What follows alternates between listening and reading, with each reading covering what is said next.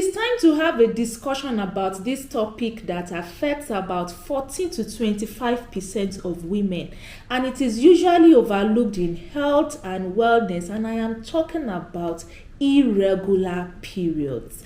Either you are dealing with heavy period, missed period, or unpredictable cycle, painful period, it is very essential that you identify if what you are dealing with is an irregular period, and also talk about what to do when you identify that you are dealing with irregular period. So grab a cup of coffee, relax, and let us dive into this very important topic, as I am going to explicitly talk about signs and how to identify irregular periods and what to do. Beautiful people, you are welcome back to this very educative channel where we discuss about women's health and how to ensure that we live healthy each day. If today is your first time of being on this channel or your first time of seeing my face, well, by way of introduction, my name is Odunayo. I anchor this platform and I am a public health specialist. So diving right into today's topic, what are common signs that what you are dealing with is an irregular period? Number one, you have your period 21 days earlier or more than 35 days late. What I'm trying to say is this: if you get your period earlier than 21 days or you get it later than 35 days, then your period certainly is irregular.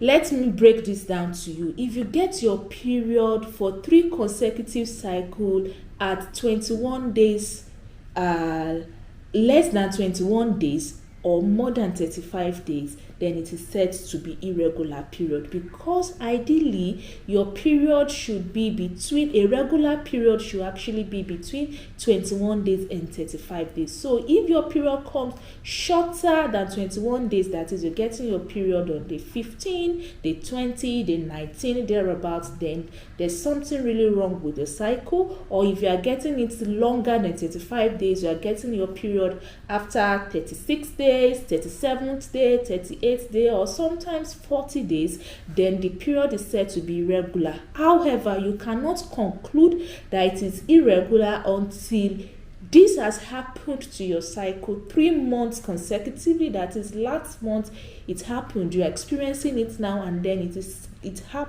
is actually going to happen again next month, or by next month again it happens, then you can say, oh, it is irregular period. The reason why you have to kind of track it and use, let's say, the range of 3 months is because a lot of things can actually happen to your cycle. Some things can make your cycle to be late. There's a video up here that I did earlier talking about why your period could come late. So your period could come late, or your period could also come early. But once it happens 3 months consecutively, then you say it is irregular period. Another sign that you have irregular period is if your period suddenly becomes heavier or very scanty. That is, alongside with the fact that it is actually shorter or longer, it also becomes heavier, or it also becomes very scanty. This is just a sign that your uterine lining is not getting the signal to properly build up. Because of that, your period becomes actually scanty. Another sign that you have irregular period is when you have missed your period consecutively. Now, missed period is different from late period. Late period comes eventually, but it comes later than 35 days. But missed period means that you did not even have your period throughout that cycle. So if it eventually happens to you, probably you miss your period consecutively, then you are most likely dealing with irregular period. It also shows that you are not ovulating. That's actually the main signal. It is showing to you that you are not ovulating. Although missed period is usually not the only sign that you are not ovulating, but if you are not ovulating, very likely you're going to miss your period. Another sign that you are having irregular period is if your period is actually longer than 7 days. An ideal period or bleeding days should not be more than 7 days.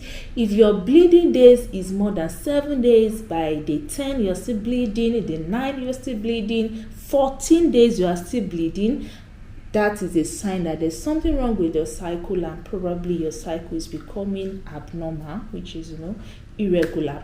If you are experiencing something that we call breakthrough bleeding, that is, these are bleeding that occurs in between period. You are not on your period, but you are spotting probably, and you are not ovulating, and then you are kind of seeing blood.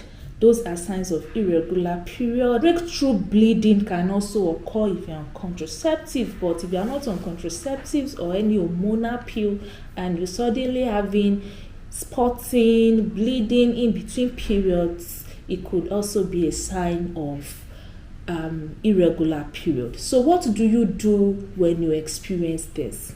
The first thing is for you not to panic. Like I said earlier, irregular bleeding or irregular period, or probably getting your period some days late or early, it's just normal. Sometimes our body reacts in such a way, or probably you are young, you are still in the puberty stage, and your body or your reproductive system is not